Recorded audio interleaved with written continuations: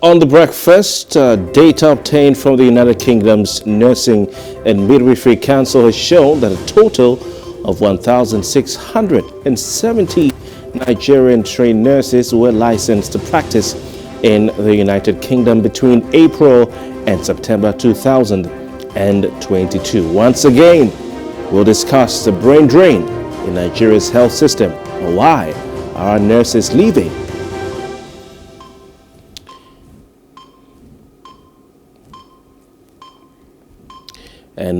And don't forget, we also will have some time to analyze some of the biggest stories on the front pages of our national dailies in Off the Press. All these ahead on The Breakfast.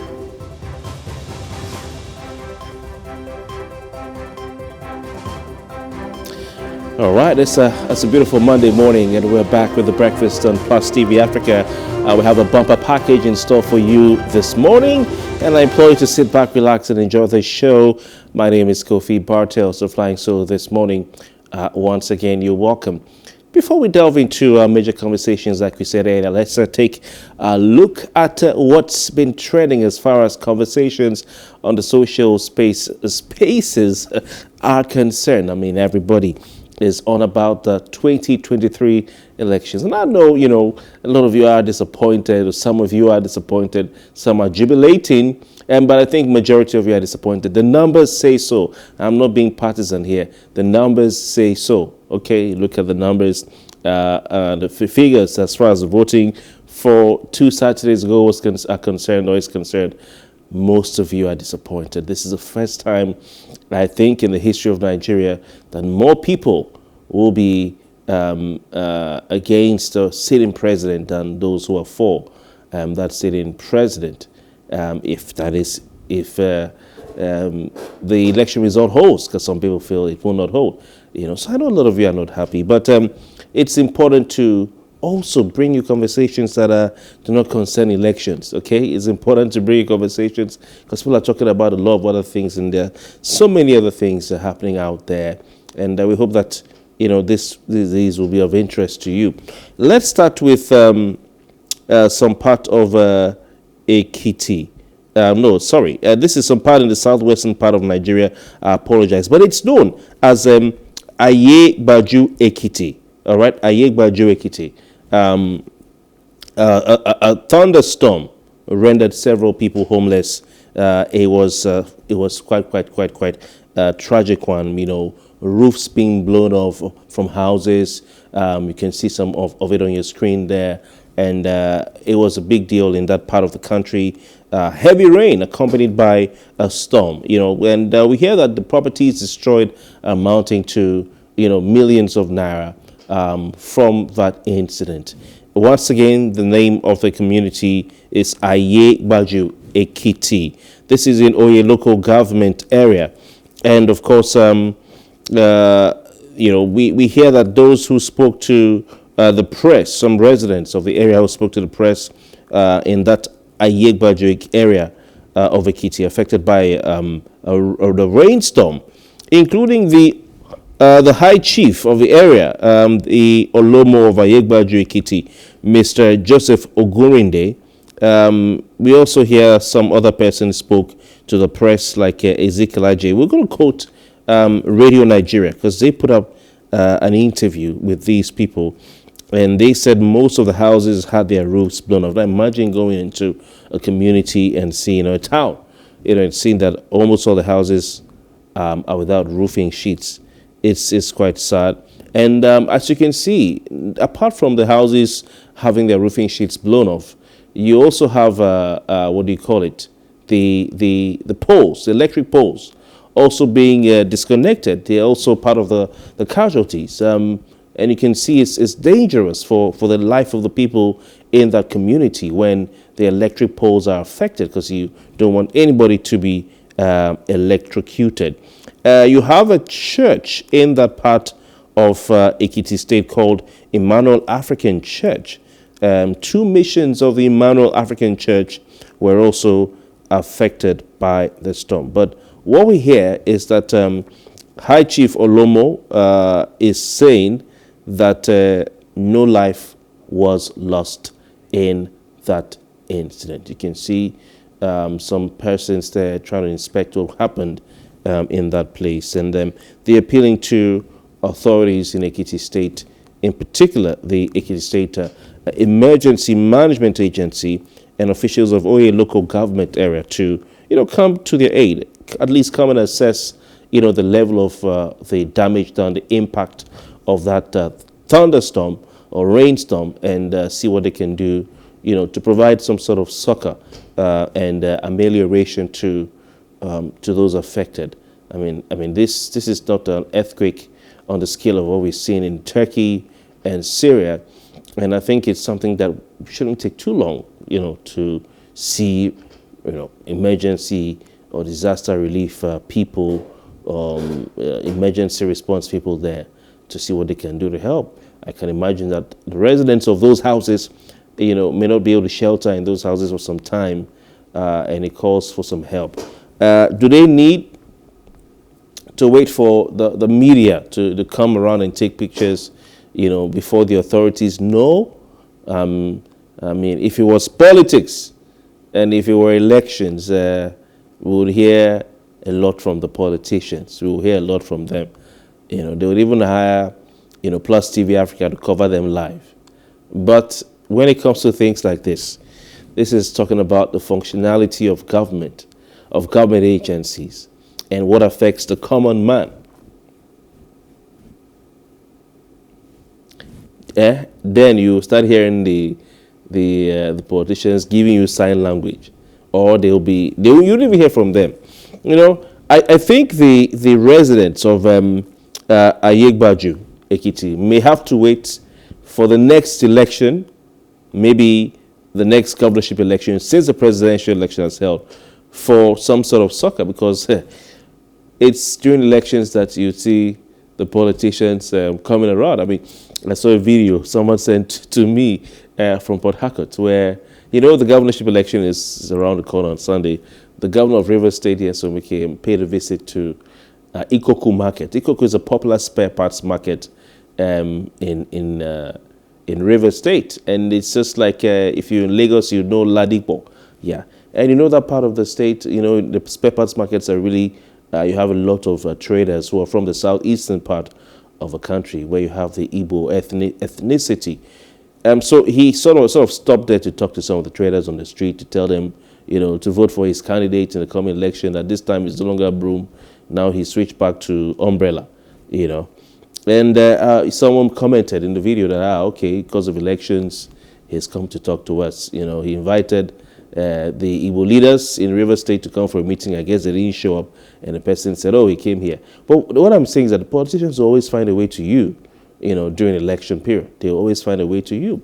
I don't know when last the governor would have gone to such a market, in the middle of the rain. So I don't know. Disaster has happened in the community, and we're not hearing anything about. And the press had to go there. Okay, this is today is Monday, and we're talking about this report, this incident happening on Thursday night, Friday night, Saturday night, Sunday night. 3 days. 3 days. As of the time of coming to the studio, I must put out this cover here to talk about this. I do not know if the Ekiti State Emergency Management Agency or the Federal National Emergency Management Agency has gone there to assess, or the Ministry of Humanitarian Affairs that has been entrusted with millions or billions of naira. I don't know if they've gone to assess the damage. I don't know. I just hope. Like I said, maybe the people of Ayegbaju Ekiti may have to wait till the next election to have the attention of the politicians. It's quite unfortunate. Even those who are not in government, but who will go and tell them, vote for me, and then, because it's election, they will start providing transportation services. You think we don't know what you guys do? We know. We know. For me, you can't fool me. You start providing transportation services, start going to providing empowerment services. 1 month to the election. 1 month to the election. But I think people are beginning to wake up, are beginning to get aware, about these things, And I saw a governor's daughter just last night, late last night. I saw a governor's daughter begging the supporters of a particular party. I think she's with the PDP. So she went to beg supporters of, if I'm not mistaken, Labour Party in Ekiti State, in Delta State. This is the daughter of Ifeanyi Okowa, who is a vice presidential candidate or running mate for the PDP presidential ticket. She went to beg supporters of Labour Party in Ekiti State. I beg, no, vote for me. I know say, me I be PDP, but I beg, vote for me. And that's the same thing the governor of River State went to do at Ikoko Spare Parts Market under rain. Stepped out of his SUV and was talking to the traders there. So it seems like people are becoming aware that they have the power. Despite all the blames being thrown at Mambu Yakubu, at least they have succeeded in creating the impression and in convincing the people that they have the power to elect their leaders. So we'll urge our politicians to urge those in power, even those outside power. Don't wait till election time before you start attending to people. It's important to respond quickly. We've not finished talking about the flooding in this country. We moved on, but that conversation really never really properly ended. You know what I'm saying? And the flooding that took over the nation, we moved on. We've had petrol scarcity, naira scarcity, the riots following naira scarcity, and elections. But we never really saw government bringing a closure to that flooding episode. And I keep saying it. What's the data? What's the record? How many people were affected? How many people died? How many have been entered into the record? How many people were displaced? How many people lost their homes? How many people lost their livelihood in terms of those who farm and other things? How many people lost their breadwinners? What are the governments doing ongoing to slowly reintegrate them back? Nothing. And yet these people will come to you 1 month to election and throw, gas cylinders at you. All right? Throw bags of rice at you. Throw wax materials, Ankara, at you. And then you say, vote for me. And, so we have to be wise and smart and ask our leaders the right questions and hold them to account. It's very important. And I think the media also has to do a lot more. We'll move on to the next one because I can hear my production room prompting me that, oh boy, it's time to move on to the next one. All right. Like I said, we can't talk about, what's trending without mentioning INEC. I mentioned them before, but let's talk about it properly now. We're hearing that INEC, the Independent National Electoral Commission, that is for those of you watching from outside Nigeria, says it will ban, or has actually banned its employees found to be negligent during the February 25 general elections, from engaging in the March 11 governorship and state houses of assembly election.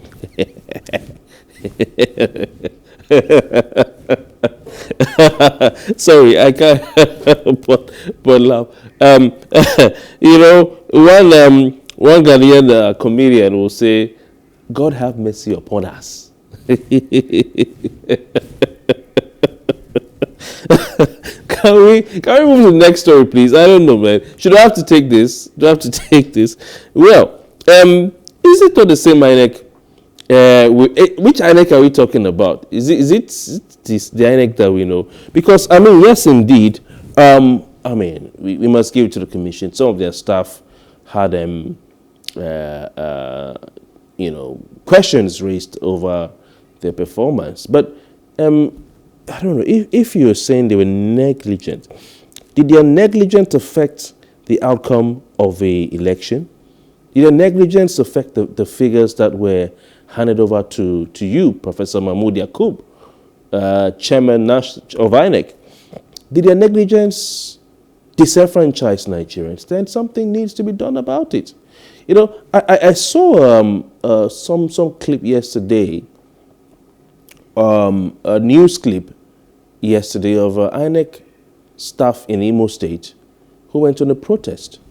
They didn't go on a protest per se, but they went to return the forms that INEC gave them to work with, and they went to the INEC office in the state to say, see, we just came here to return the forms, and the press is with us, the media is with us. So like, to be on record that we're not to be held accountable or responsible, because of course this thing can land someone in jail if anything is found wanting in our polling units, and our wards. They said they waited for the election to happen.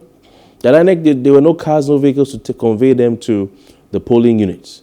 And the elections did not hold, that they were never conveyed to where they were meant to work on the day, But so they have those items with them, and they came to return it because they've heard the results emanated from the area, areas they were assigned to. It's on record. You can check it out. Okay, so these people were they negligent? No, but were the officials of INEC negligent as far as maybe the resident electoral commissioner in that state is concerned? Of course, yes. Okay, but INEC needs to look into this. Okay, how about returning officers? How about collation officers? Those professors who brought reports that people can't relate with. I mean, the funniest thing about this is that some people took time to do a tally of the results sheets uploaded to the IREF, the INEC results viewing portal. And then it's 1 + 1 is equal to 2 now. But as far as INEC is concerned, 1 + 1 is equal to 3. As far as INEC, this INEC we're talking about, is concerned, in this election, 1 + 1 is equal to 10. Actually, 1 + 1 is equal to 10. In fact, 1 + 0 is equal to 10, as far as INEC is concerned. And people are making a mockery of the organization. It's a shame, really. People are making a mockery. Yesterday, Liverpool destroyed Manchester United by 7 goals to 0. All right, if you're a Man U fan, eat it. Liverpool beat Manchester United by 7 goals to 0. To show how much of a mockery INEC has become, Nigerians all over the world went on social media, and the world was watching, because this is where people see what's happening in other countries. They just put 1 in front of the Manchester United 0 and said that that's the score according to INEC. That is the score according to INEC. That instead of it being 7-0, it's 7-10. So I don't know, when people hear that INEC is banning employees that were found to be negligent, in the presidential elections and National Assembly. What exactly does that mean? What does that mean? Okay? Resident electoral commissioners who were found negligent, have you called them out?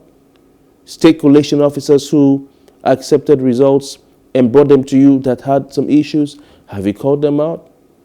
Local government collation officers who went missing for 3 days and only popped up at the state collation center in a government-tinted state government vehicle with what do you call it again?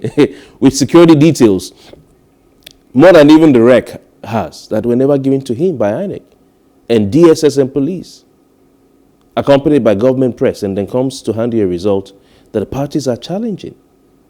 And that do not add up, and you accept it, and you say, well, go to court. So which staff are you telling us that you are going to ban, out of negligence? You practice what you preach. If you can't organize a credible process and you can't deal with the issue when it happens, and afterwards you're now saying we'll ban staff who are found to be negligent. What about the effects of their action? I think INEC is actually taking Nigerians for a ride. When they say things like this, it's like telling Nigerians, they are fools. They're not thinking straight. What are you saying? Are you trying to deceive the people? Please don't insult the intelligence of Nigerians. Please do not insult the intelligence of Nigerians. It's distasteful, really, to hear something like this. It's distasteful. Okay. Really, it is. Let's move on. Let's move on to the last trending story. Oh my God. Anyway, the Socioeconomic Rights Accountability Project, SERAP. You know, SERAP, I think the only thing this were set up to do was to take Buhari's government to court. That was on a lighter note. But they do a lot of work to take government to court. You know, anytime I see SERAP, I just say, who have they taken to court? What happened? You know, what they're urging, a civil society organization, they're urging President Buhari to discuss the measures taken to implement the Supreme Court's order. Of course, you may have noticed that there was an order by the Supreme Court, the highest court in the land, on the 200 naira, 500 naira, and 1,000 naira notes. Do you care anymore? Because most of you were supporting it. It said we'll go through the stress because we don't want vote buying. Now, elections have happened. Are you still on that? Are you still standing on that mandate?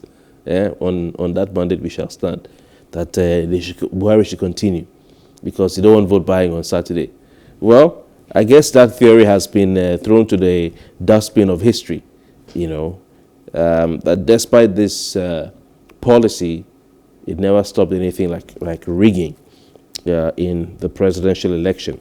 Okay, so they're urging President Buhari, they want Mr. Buhari Muhammadu Buhari, that is, to disclose details of measures that his government is taking to immediately and effectively obey the Supreme Court's decision extending the validity of the old 200, 500, and 1,000 naira notes, you know, and directing the CBN to continue to receive the notes from Nigerians.